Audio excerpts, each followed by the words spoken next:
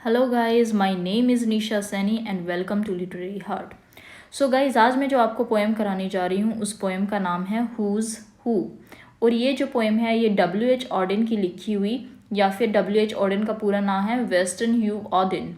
ये वेस्टन ह्यू ऑडेन की लिखी हुई एक बहुत ही ब्यूटीफुल पोएम है। सो गाइज, ये जो पोएम है ये एक स्टांजा फॉर्म में सोनेट फॉर्म में लिखी गई है। सोनेट बोलते हैं हम, सोनेट एक 14 लाइन की पोएम होती है, 14 लाइन्स की एक पोएम होती है।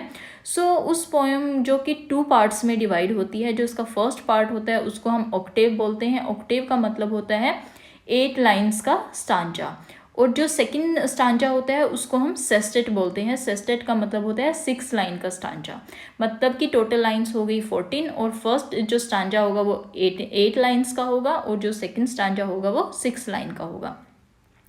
सो गाइज, जो W.H. ऑडेन है, W.H. ऑडेन एक बहुत ही फेमस 20th सेंचुरी के एक बहुत ही मेजर पोइट हैं। उनकी जो दूसरी वेल नोन पोएम्स हैं उनमें से the unknown citizen and the refugee blues बहुत ही फेमस हैं।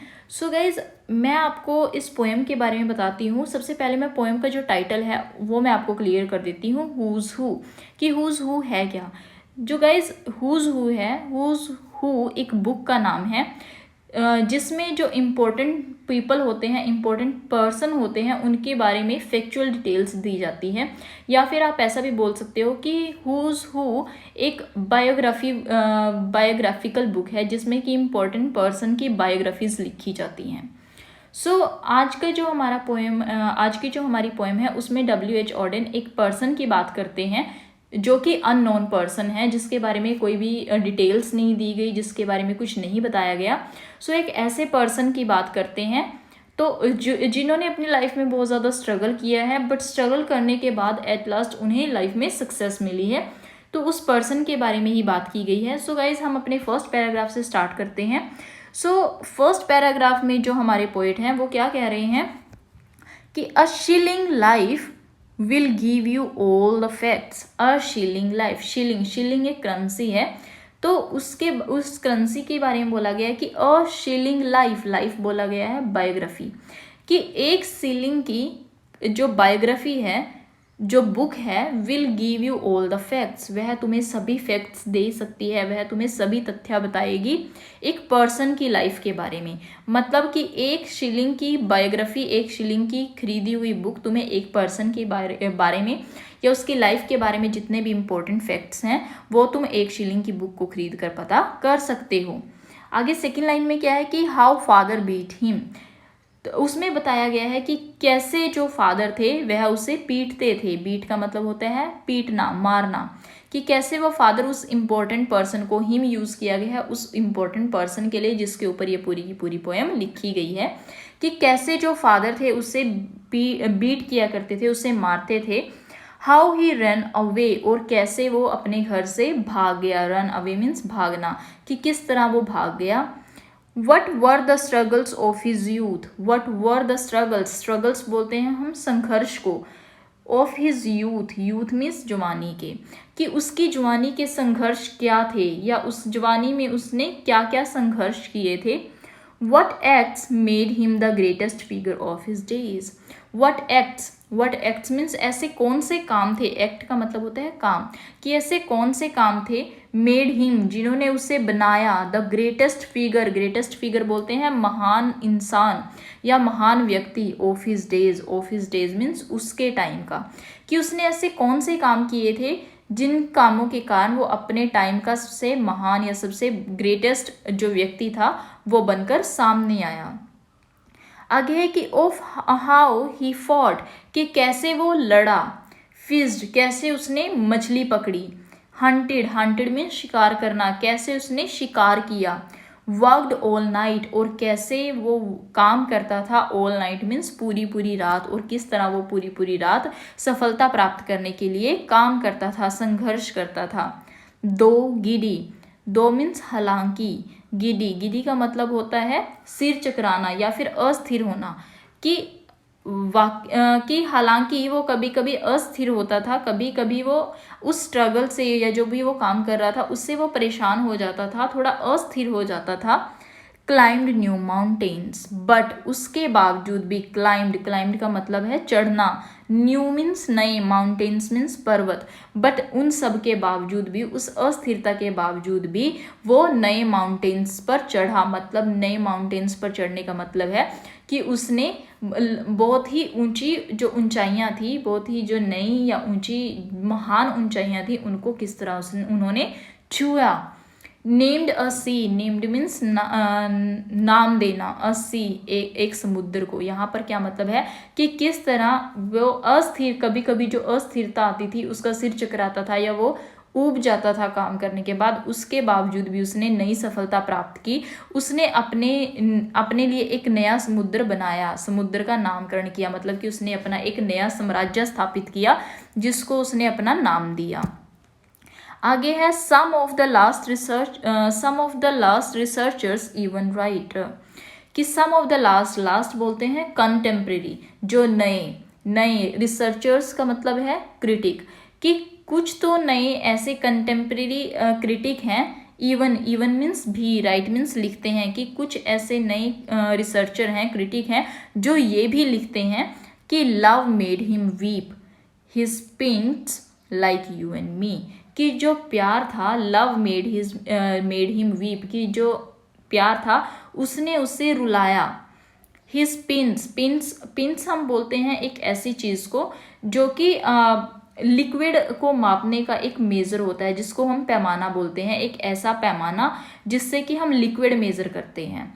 मतलब कि लिक्विड का मतलब यहाँ उसके आंसुओं से है, कि love made him weep his pints like you and me, कि तुम्हारी और मेरी तरह उसने भी रो रो कर पैमाने भरे, कि किस तरह उसका जो प्यार था, उसने उस प्यार में रो रो कर उसने पैमानों को भरा है, लाइक यू एंड मी, तुम्हारी और मेरी तरह।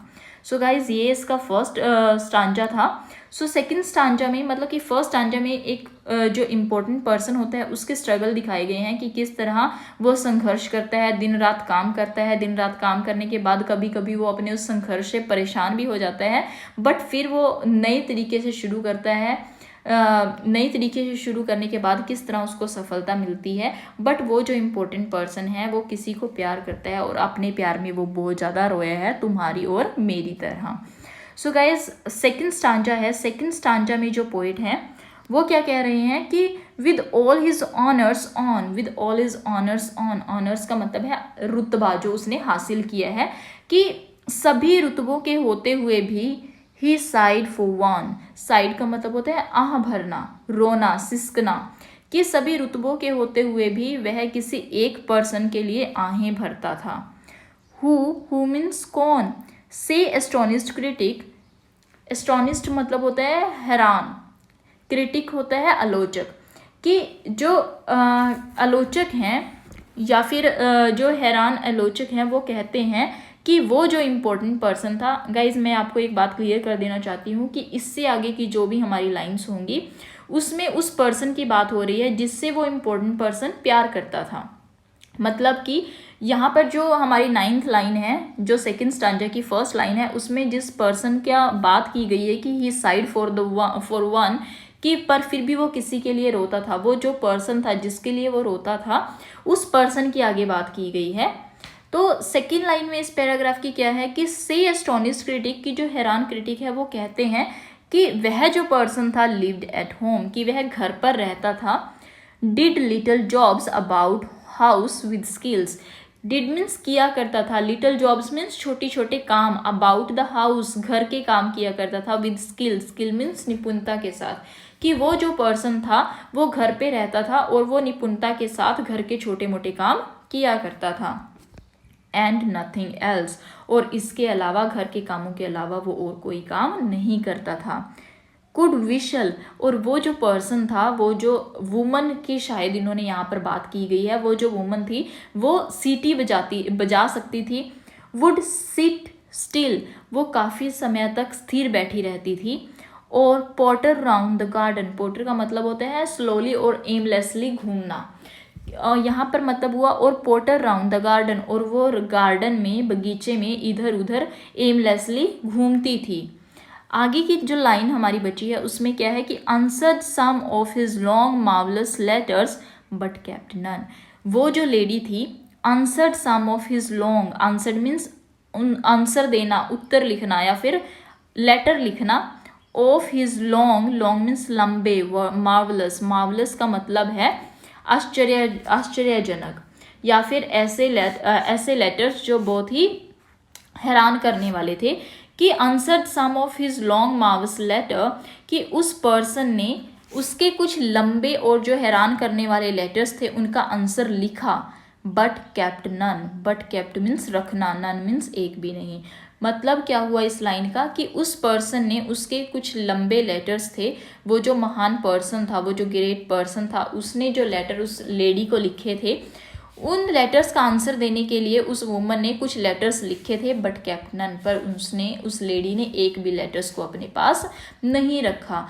तो गाइज यहाँ पर दो पर्सन की बात की गई है, एक तो उस पर्सन की जो बहुत ही फेमस पर्सन है जिसकी W.H. ऑडेन बात करते हैं, और सेकंड स्टांजा में उस पर्सन की बात की गई है जिससे कि वो ग्रेट पर्सन प्यार करता था, जिससे वो लव करता था, उस पर्सन की बात की गई है। बट लास्ट की लाइन को देखकर यह भी क्लियर होता है कि उस पर्सन ने कुछ लेटर्स का आंसर लिखा था, बट उसने एक भी लेटर नहीं लिखा। हो सकता है कि शायद उसने एक भी लेटर नहीं रखा। ऐसा भी हो सकता है कि शायद उसने वो लेटर इसलिए नहीं रखा क्योंकि वो जो वुमन थी वो बहुत ही अनइम्प्रेस्ड थी उस ग्रेट मैन के अचीवमेंट से, या फिर उसका जो हाई स्टेटस था उससे वो बहुत ही अनइम्प्रेस्ड थी, वो उससे खुश नहीं थी। तो शायद, या फिर वो उससे प्यार नहीं करना चाहती थी, अपना जो रिलेशन था उसके साथ नहीं रखना चाहती थी, इसलिए शायद उसने उसके किसी भी लेटर का कोई आंसर नहीं दिया। So guys, this is all about today's poem. I hope you like the poem. And if you like the poem, please like, share and subscribe. And guys, if you have any problem regarding the poem, you can ask me in the comment section below. Thank you so much for watching the video, guys.